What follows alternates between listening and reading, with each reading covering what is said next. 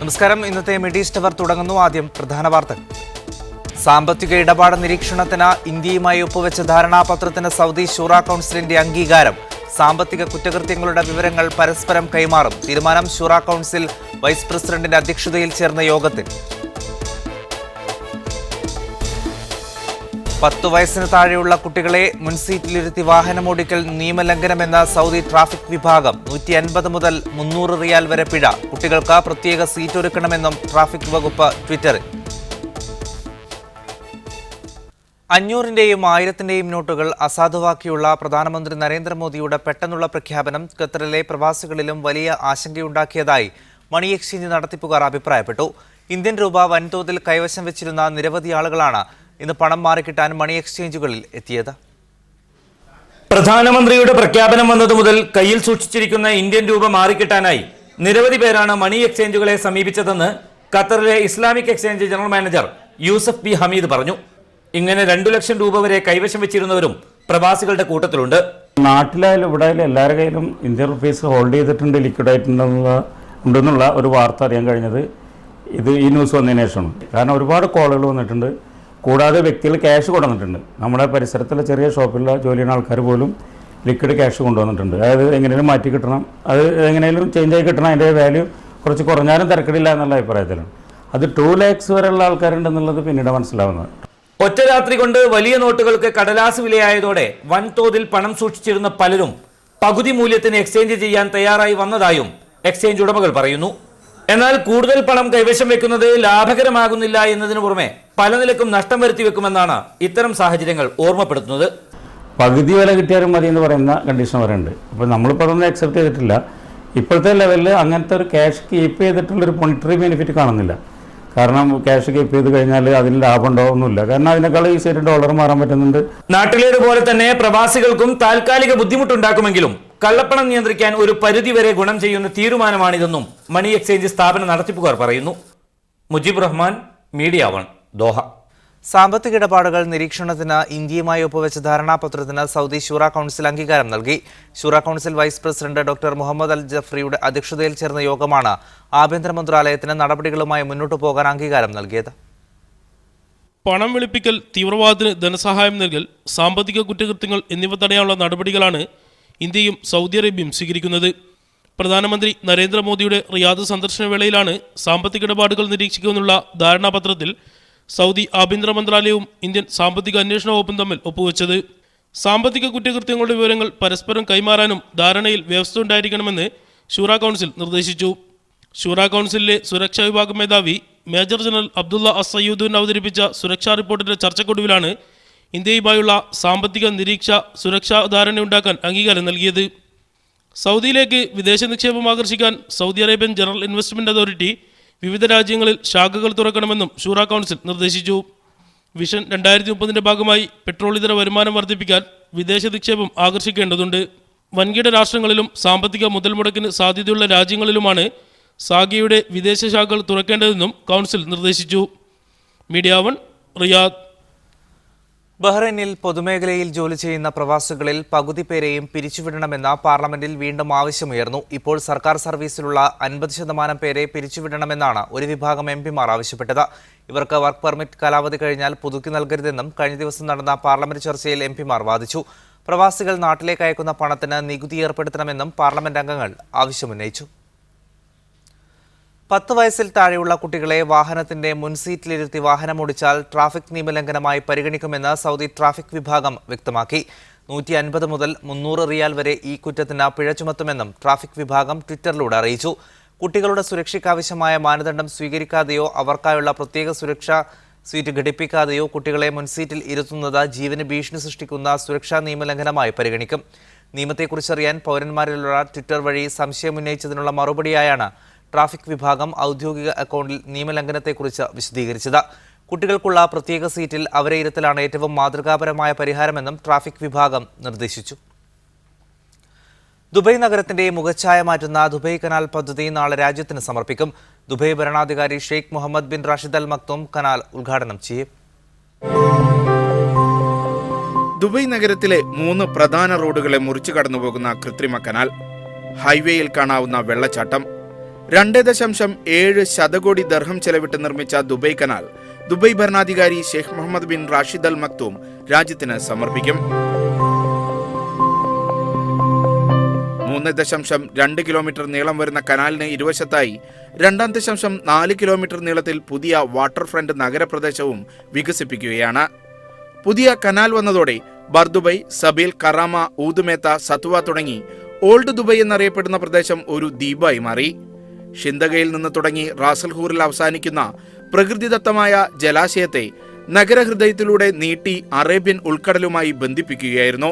Dubai canal, business bay canal, creek എന്നിവയടക്കം 27 kilometre ജലാശയമൊരുക്കി ചുറ്റിലും വൻ വികസന പദ്ധതികളാണ് ആസൂത്രണം ചെയ്യുന്നത്. Media 1 Dubai. ഖത്തറിന്റെ പൊതുമേഖലാ എണ്ണക്കമ്പനിയായ ഖത്തർ പെട്രോളിയം വീണ്ടും ചെലവ് ചുരുക്കൽ നടപടികളിലേക്ക് നീങ്ങുന്നു. ഖത്തർ പെട്രോളിയം പ്രസിഡന്റും സിഇഒയുമായ സഅദ് ഷരീദ അൽ കാബിയാണ് ഇക്കാര്യം വ്യക്തമാക്കിയത്. അബുദാബി അന്താരാഷ്ട്ര പെട്രോളിയം എക്സിബിഷൻ ആൻഡ് കോൺഫറൻസിൽ സംസാരിക്കവെയാണ് QP പ്രസിഡന്റും സിഇഒയുമായ സഅദ് ഷരീദ അൽ കാബി ഖത്തർ പെട്രോളിയം പ്രവർത്തന ചെലവ് കുറയ്ക്കാൻ ഒരുങ്ങുന്നതായി വ്യക്തമാക്കിയത്. നിലവിലെ സാഹചര്യത്തിൽ ഹൈഡ്രോ കാർബൺ വ്യവസായ മേഖലയുടെ കാര്യക്ഷമത വർദ്ധിപ്പിക്കുന്ന പ്രക്രിയയും ഇതിന്റെ കൂടെ നടപ്പിലാക്കും. ആരോഗ്യ സുരക്ഷ, പരിസ്ഥിതി നിലവാരം ഉയർത്തുന്നതോടൊപ്പം പ്രവർത്തന ചെലവ് കുറയ്ക്കലും പ്രധാന ലക്ഷ്യമാണെന്നും അദ്ദേഹം പറഞ്ഞു. ഖത്തർ പെട്രോളിയവും അനുബന്ധ സ്ഥാപനങ്ങളും നിലവിൽ തന്നെ കാര്യമായി ചെലവ് കുറച്ചിട്ടുണ്ടെന്നും അദ്ദേഹം കൂട്ടിച്ചേർത്തു.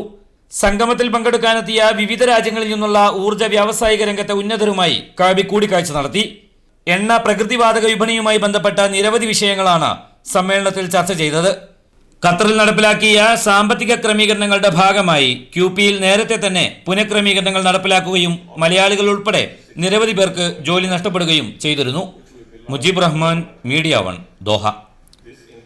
കുവൈത്തിൽ DNA ഡാറ്റാ ബാങ്ക് നിയമവുമായി ബന്ധപ്പെട്ട ആശങ്കകൾക്ക് വിരാമം. പൊതുജനങ്ങളുടെ ജനിതക മാതൃകകൾ പരിശോധിക്കില്ലെന്ന ഭരണാധികാരിയുടെ ഉറപ്പ്. അൽ ജരീദ ദിനപത്രവുമായുള്ള അഭിമുഖത്തിലാണ് അമീർ ഷെയ്ഖ് സബാ അൽ അഹമ്മദ് അൽ സബാഹ് നയം വ്യക്തമാക്കിയത്. സുരക്ഷാ കാരണങ്ങൾ മുൻനിർത്തി ആഭ്യന്തര മന്ത്രാലയം മുന്നോട്ട് വെച്ച DNA ഡാറ്റാ ബാങ്ക് എന്ന ആശയം കഴിഞ്ഞ വർഷം ജൂലൈയിലാണ് നിയമമായത്. ഷിയ പള്ളിയിലുണ്ടായ ചാവേർ സ്ഫോടനത്തിന്റെ പശ്ചാത്തലത്തിലായിരുന്നു നിയമനിർമ്മാണം. രാജ്യത്ത് താമസിക്കുന്നവരും സന്ദർശകരും ഉൾപ്പെടെ മുഴുവൻ ആളുകളും DNA സാമ്പിൾ നൽകണമെന്ന നിയമം അന്താരാഷ്ട്ര തലത്തിൽ ഏറെ വിമർശനങ്ങൾക്ക് കാരണമായിരുന്നു. ജനങ്ങളും അന്താരാഷ്ട്ര സംഘടനകളും ആശങ്ക അറിയിച്ച സാഹചര്യത്തിൽ നിയമം പുനഃപരിശോധിക്കണമെന്ന് കഴിഞ്ഞ മാസം അമീർ ഷെയ്ഖ് സബാഹ് അൽ അഹമ്മദ് അൽ സബാഹ് പ്രധാനമന്ത്രിക്ക് നിർദ്ദേശം നൽകിയിരുന്നു. പൗരന്മാരുടെ സ്വകാര്യതയും മനുഷ്യാവകാശവും സംബന്ധിച്ച് ഉയർന്ന പരാതികൾ പരിഗണിച്ചാകും നിയമം പുനർനിർണ്ണയിക്കുകയെന്ന് ആഭ്യന്തരമന്ത്രി സഹിഖ് മുഹമ്മദ് ഖാലിദ് അൽ സബാഹ് സൂചിപ്പിച്ചിരുന്നു.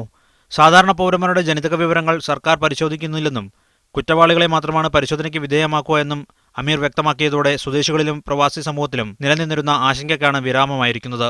Media 1, Kuwait. ബസ്സിനേക്കാൾ 10 ഇരട്ടി വേഗതയിൽ സഞ്ചരിക്കുമെങ്കിലും ഹൈപ്പർലൂപ്പുകളിലെ യാത്രയ്ക്ക് ബസ് ചാർജ് തന്നെ മതി. ദുബായിൽ നിന്ന് അബുദാബിയിലേക്കുള്ള ഹൈപ്പർലൂപ്പ് യാഥാർത്ഥ്യമായാൽ നിലവിലുള്ള ബസ് ചാർജ് മുടക്കി യാത്ര സാധ്യമാകുമെന്ന് ഹൈപ്പർലൂപ്പ് 1 കമ്പനിയുടെ ക്രിയേറ്റീവ് ഡയറക്ടർ കോളിൻ റിസ പറഞ്ഞു. ദുബായിൽ നിന്ന് അബുദാബിയിലേക്കുള്ള യാത്രയ്ക്ക് 22 ദിർഹം മുതൽ 29 ദിർഹം വരെ മതിയാകുമെന്നും അദ്ദേഹം വ്യക്തമാക്കി. ഹൈപ്പർലൂപ്പിന്റെ ഓരോ പേടകങ്ങളും 4 മുതൽ 6 വരെ യാത്രക്കാരെ വഹിക്കും. സ്മാർട്ട് ഫോൺ ആപ്ലിക്കേഷനിലൂടെ യാത്ര ബുക്ക് ചെയ്യാം. പേടകത്തിൽ കയറിയാൽ മിനിറ്റുകൾക്കകം ഹൈപ്പർലൂപ്പ് യാത്രക്കാരെ യഥാസ്ഥാനത്തെത്തിക്കും. വിമാനത്തിലോ ട്രെയിനിലോ കയറും പോലെയല്ല ഹൈപ്പർലൂപ്പ് പേടകത്തിൽ കയറുന്നതെന്നും വീട്ടിലെ മുറിയിലിരിക്കുന്ന അനുഭവമായിരിക്കുമെന്നും കോളിൻ റിസ് അഭിപ്രായപ്പെട്ടു.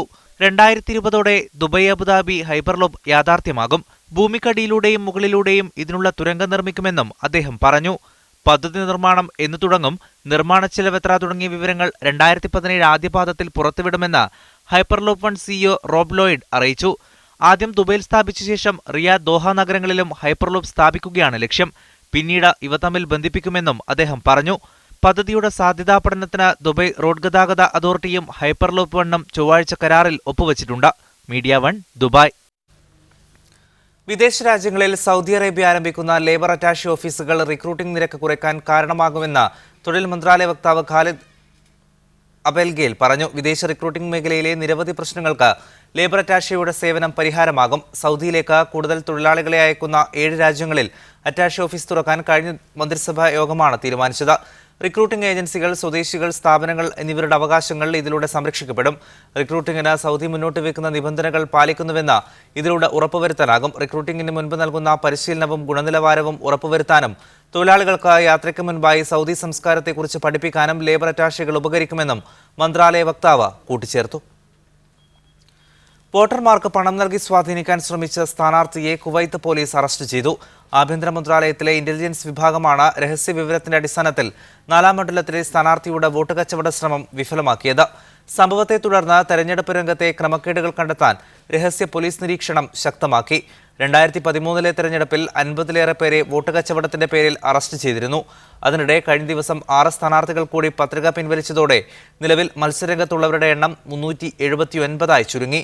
തെരഞ്ഞെടുപ്പ് കമ്മീഷൻ പത്രിക നിരസിച്ച 47 സ്ഥാനാർത്ഥികളുടെ അപ്പീൽ കോടതിയുടെ പരിഗണനയിലാണ്. ഇന്നത്തെ സ്വർണ്ണവിലയും വിനിമയ നിരക്ക് ഡിസ്റ്റവർ തുടരുന്നു. ഷാർജ ബുക്ക് ഫെയറിൽ സന്ദർശന പ്രവാഹം.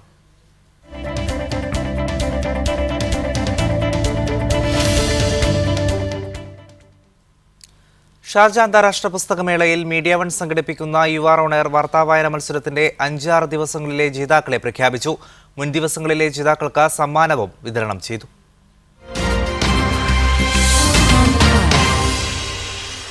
നമസ്കാരം, ഞാൻ അനഘ. 5-ാം ദിവസത്തെ മത്സരത്തിൽ ഷാർജ അവറോൺ ഗേൾസ് സ്കൂളിലെ 9-ാം ക്ലാസ് വിദ്യാർത്ഥിനി അനഘ രാജേഷ്, അജ്മാൻ ഹാബിറ്റാറ്റ് സ്കൂളിലെ 7-ാം ക്ലാസ് വിദ്യാർത്ഥി Shehin Shah Kamal, Dubai Indian school 10-ാം class വിദ്യാർത്ഥി തീർത്ത വിനോദ് എന്നിവരാണ് മികച്ച വാർത്താ അവതാരകരായി തെരഞ്ഞെടുക്കപ്പെട്ടത്. നമസ്കാരം. 6-ാം ദിവസത്തെ മത്സരത്തിൽ ഉമ്മുൽ ക്വയിൻ ദി ന്യൂ ഇന്ത്യൻ സ്കൂളിലെ 7-ാം ക്ലാസ് വിദ്യാർത്ഥിനി Hasna Farveen, Al Ain Darul Huda Islamic സ്കൂളിലെ 10-ാം ക്ലാസ് വിദ്യാർത്ഥിനി MK Ayesha, Dubai new Indian model സ്കൂളിലെ 11-ാം ക്ലാസ് വിദ്യാർത്ഥി ഉവൈസ് മുഹമ്മദ് ആരിഫ് എന്നിവരാണ് 6-ാം ദിവസത്തെ ജേതാക്കൾ. മുൻ ദിവസങ്ങളിലെ വിജയികൾക്ക് മാധ്യമപ്രവർത്തകൻ VM Satheesh, ട്രോബോൺ.com CEO VC Ashraf എന്നിവർ സമ്മാനങ്ങൾ വിതരണം ചെയ്തു. Media one, Sharjah. കേരളത്തിലെ പുരോഗമന പ്രസിദ്ധീകരണാലയങ്ങളും ഷാർജ പുസ്തകമേളയിൽ സജീവമാണ്. EMS ഉൾപ്പെടെ കമ്മ്യൂണിസ്റ്റ് നേതാക്കളുടെ രചനകളും അവരെക്കുറിച്ച് പ്രമുഖർ തയ്യാറാക്കിയ കൃതികളുമാണ് ഇത്തരം പ്രസിദ്ധീകരണാലയങ്ങളിൽ ഏറ്റവും കൂടുതൽ വിറ്റുപോകുന്നത്. ചിന്ത പബ്ലിക്കേഷൻസ്, പ്രഭാത് ബുക്ക് ഹൗസ്, ശാസ്ത്ര സാഹിത്യ പരിഷത്ത് എന്നിവയുടെ സ്റ്റാളുകളാണ് മേളയിൽ പുരോഗമനാശയമുള്ള പുസ്തകപ്രേമികളെ ആകർഷിക്കുന്നത്. പഴയതും പുതിയതുമായ ഒട്ടേറെ പുസ്തകങ്ങളാണ് പ്രസാധകർ ഷാർജയിൽ എത്തിച്ചിരിക്കുന്നത്. കമ്മ്യൂണിസ്റ്റ് ആശയങ്ങൾ അടങ്ങിയ പുസ്തകങ്ങൾ പ്രവാസ ലോകത്തെ പുതുതലമുറ താൽപര്യപൂർവ്വം വാങ്ങുന്ന പ്രവണതയാണുള്ളതെന്ന് എഴുത്തുകാരനും മാധ്യമപ്രവർത്തകനുമായ AV അനിൽകുമാർ പറഞ്ഞു. ഗൗരവ രീതിയിലുള്ള ഒരു വായനയും അപഗ്രഥനവും പ്രവാസ ലോകത്ത് കൂടി വരുന്നുണ്ട് എന്നതാണ് എൻ്റെ 5-6 കൊല്ലത്തെ ഷാർജ പുസ്തകോത്സവവുമായി ബന്ധപ്പെട്ട എൻ്റെ അനുഭവത്തിൽ നിന്ന് മനസ്സിലാക്കാൻ കഴിഞ്ഞിട്ടുള്ളത്. ഗുരു എന്തിന് SNDP വിട്ടു എന്ന അനിൽകുമാറിന്റെ കൃതിയും നല്ല തോതിൽ വിറ്റുപോകുന്നുണ്ട്. EMS ഉൾപ്പെടെയുള്ള നേതാക്കളെക്കുറിച്ച് ലിബി പബ്ലിക്കേഷൻസ് പുറത്തിറക്കിയ അനിൽകുമാറിന്റെ 4 പുസ്തകങ്ങളുടെ പ്രകാശനവും മേളയിൽ നടന്നു. കാനം രാജേന്ദ്രന്റെ പുസ്തകം പ്രകാശനം ചെയ്യാൻ CPI ദേശീയ ജനറൽ സെക്രട്ടറി സുധാകർ റെഡ്ഡി എത്തിയതും പ്രവർത്തകർക്ക് ആവേശമായി. ശാസ്ത്ര സാഹിത്യ പരിഷത്ത് സ്റ്റാളിൽ യുറീക്ക ഉൾപ്പെടെയുള്ള ബാലപ്രസിദ്ധീകരണങ്ങൾക്ക് വരിചേരാൻ കൂടുതൽ പേർ എത്തുന്നുണ്ട്. Media one, Sharjah. 9 വർഷം മുമ്പ് പ്രവാസത്തിന് വിട പറഞ്ഞ പുസ്തക പ്രസിദ്ധീകരണത്തിലേക്ക് തിരിഞ്ഞ എഴുത്തുകാരനാണ് അഡ്വക്കേറ്റ് മൊയ്നുദ്ദീൻ എന്ന മലയാളി. സ്വന്തം പുസ്തകങ്ങൾ മാത്രമാണ് ഇദ്ദേഹത്തിന്റെ റിനൈസൻസ് ബുക്സ് പ്രസിദ്ധീകരിക്കുന്നത്. ഇംഗ്ലീഷിലും മലയാളത്തിലുമായി ഇതുവരെ 30 പുസ്തകങ്ങൾ എഴുതിയ ഈ കണ്ണൂർക്കാരൻ ഷാർജ അന്താരാഷ്ട്ര പുസ്തകമേളയിലെ വേറിട്ട സാന്നിധ്യമാണ്. പ്രസാധന രംഗത്തെ ഒറ്റയാന്മാരിൽ ഒരാളാണ് അഡ്വക്കേറ്റ് മൊയ്നുദ്ദീൻ. 7 ഇംഗ്ലീഷ് പുസ്തകങ്ങളടക്കം 30 രചനകൾ. ഇവയിൽ 5 ഒഴികെ ബാക്കിയെല്ലാം മനഃശാസ്ത്ര ഗ്രന്ഥങ്ങൾ. ഭാഷാ പഠനവും ആത്മീയ പഠനവുമാണ് മറ്റുള്ളവ. നേരത്തെ ഷാർജയിൽ പ്രവാസിയായിരുന്നു. അവിചാരിതമായാണ് പുസ്തകരചനയുടെ ലോകത്തെത്തിയത്. ആത്മഹത്യാ പ്രവണതയടക്കം ഒട്ടേറെ മാനസിക പ്രശ്നങ്ങളെ മൊയ്നുദ്ദീൻ തരണം ചെയ്തത് മനഃശാസ്ത്ര പഠനത്തിലൂടെയാണ്. തന്റെ സഹോദരനും സമാന സാഹചര്യത്തിലൂടെ കടന്നുപോകുന്നത് അറിഞ്ഞ കാലത്ത് അനുജൻ എഴുതിയ കത്തുകളാണ് ആദ്യമായി ബന്ധങ്ങളുടെ മനഃശാസ്ത്രം എന്ന പേരിൽ പുസ്തകമാക്കിയത്. അത് പിന്നീട് 5 വാള്യങ്ങളും 8 പതിപ്പുകളുമായി വളർന്നു. നിരവധി കുടുംബ ബന്ധങ്ങളെ ശക്തമാക്കിയതാണ് തന്റെ നേട്ടമെന്ന് മൊയ്നുദ്ദീൻ വിശ്വസിക്കുന്നു. ഡൈവോഴ്സിന്റെ വക്കിലെത്തിയ ഫാമിലി റീയൂണൈറ്റ് ചെയ്തു. ഇങ്ങനെയും ജീവിക്കാൻ പറ്റുമല്ലേ, ജീവിതത്തിന് ഇങ്ങനെ ഒരു ഡയമെൻഷൻ ഉണ്ട് എന്ന് ബോധ്യപ്പെട്ടു. ആദ്യമൊക്കെ അടിച്ചിട്ടാണ് കുട്ടികളെ വളർത്തുന്നത്. നമുക്ക് സ്നേഹം ഫീൽ ചെയ്യേണ്ട എങ്ങനെയാണെന്ന് അറിയില്ലായിരുന്നു, എക്സ്പ്രസ് ചെയ്യാൻ അറിയില്ലായിരുന്നു. ഈ പുസ്തകം വായിച്ചതോടെ ഓട്ടോമാറ്റിക്കലി നമ്മൾ എക്സ്പ്രസ് ചെയ്യാണ്. 2007 ഗൾഫിനോട് വിട പറഞ്ഞ ശേഷമാണ് 30 പുസ്തകങ്ങൾ എഴുതിയത്. നിയമബിരുദത്തിന് ശേഷം മനഃശാസ്ത്രത്തിൽ ബിരുദാനന്തര ബിരുദം നേടി. ഇപ്പോൾ PhDക്കായുള്ള ഗവേഷണത്തിലാണ്. ഒപ്പം 6 പുസ്തകങ്ങൾ കൂടി പ്രസിദ്ധീകരണത്തിന് തയ്യാറെടുക്കുന്നു. പക്ഷേ താങ്കൾ മനഃശാസ്ത്രജ്ഞനാണോ എഴുത്തുകാരനാണോ എന്ന് ചോദിച്ചാൽ ഈ 42-കാരൻ കുടുങ്ങിപ്പോകും. അങ്ങനെ ചോദിച്ചു കഴിഞ്ഞാൽ അതൊരു വല്ലാതെ കുഴക്കത്തെ ചോദ്യമാണത്. രണ്ടുമാണെന്നാണ് ഞാൻ പറയുക. എഴുത്തുകാരനാണ്. കാരണം ഷാർജ എക്സ്പോ സെന്ററിൽ നിന്നും ക്യാമറ പേഴ്സൺ ബിനോയ് കൊട്ടാരക്കരയ്ക്കൊപ്പം Shinod Shamsuddin, media 1. Risala study circle Riyadh zone സംഘടിപ്പിച്ച സാഹിത്യോത്സവ് സമാപിച്ചു. അൽഗർജ് സെക്ടർ ജേതാക്കളായി ഈ മാസം 18-ന് തായിഫിലാണ് ദേശീയ സാഹിത്യോത്സവ് നടക്കുക. റിയാദിലെ 6 സെക്ടറുകളാണ് സോണൽ സാഹിത്യോത്സവത്തിൽ പങ്കെടുത്തത്. അൽ റിയാദ് പത്രത്തിലെ സീനിയർ റിപ്പോർട്ടർ റാഷിദ് അൽ സക്രാൻ സാഹിത്യോത്സവ് ഉദ്ഘാടനം ചെയ്തു. സ്വാഗത സംഘം ചെയർമാൻ അലിക്കുഞ്ഞി മൗലവി അധ്യക്ഷത വഹിച്ചു. അബൂബക്കർ അൻവരി, റഫീഖ് പന്നിയങ്കര, മുഹമ്മദ് മുസ്തഫ മാസ്റ്റർ എന്നിവർ സംസാരിച്ചു. 47 ഇനങ്ങളിലായി നടന്ന മത്സരത്തിൽ 300-ലധികം പേർ മാറ്റുരച്ചു. വ്യക്തിഗത ഇനങ്ങളിൽ സ്റ്റേജ് ഇനങ്ങൾക്ക് പുറമെ രചനാ മത്സരങ്ങളും അരങ്ങേറി.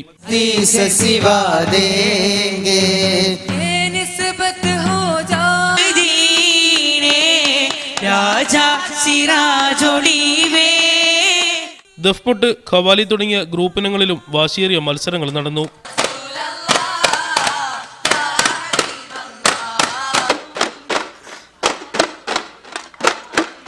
ആവേശകരമായ മത്സരങ്ങൾക്കൊടുവിൽ അൽഖർജ് സെക്ടർ 1-ാം സ്ഥാനവും ബത്ഹ, ഒലയ്യ സെക്ടറുകൾ 2ഉം 3ഉം സ്ഥാനങ്ങൾ കരസ്ഥമാക്കി. വിജയികൾക്ക് അബ്ദുൽ നാസർ അൻവരി ട്രോഫി സമ്മാനിച്ചു. മീഡിയ 1, റിയാദ്. കുവൈറ്റ് സ്റ്റേറ്റ് ഓഡിറ്റ് ബ്യൂറോയും ഇന്ത്യയിലെ കംട്രോളർ ആൻഡ് ഓഡിറ്റർ ജനറലും തമ്മിൽ ധാരണാപത്രം ഒപ്പുവച്ചു. പരസ്പര സഹകരണത്തിനും വൈദഗ്ധ്യ വിനിമയത്തിനുമാണ് ഇരുവരും ധാരണയിലെത്തിയത്. ഇന്ത്യയിലെ കേന്ദ്ര സംസ്ഥാന സർക്കാരുകൾ, സർക്കാർ സാമ്പത്തിക സഹായം നൽകുന്ന സ്ഥാപനങ്ങൾ എന്നിവയുടെ വരവ് ചെലവുകൾ പരിശോധിക്കുന്ന സ്ഥാപനമാണ് CAG. കുവൈത്തിലെ സമാന സ്ഥാപനമാണ് സ്റ്റേറ്റ് ഓഡിറ്റ് ബ്യൂറോ. തനിമ ജിദ്ദ സൗത്ത് സോൺ വനിതാ വിഭാഗം സൗഹൃദ പ്രവാസം എന്ന പേരിൽ മെഗാ ഇവന്റ് സംഘടിപ്പിക്കുന്നു.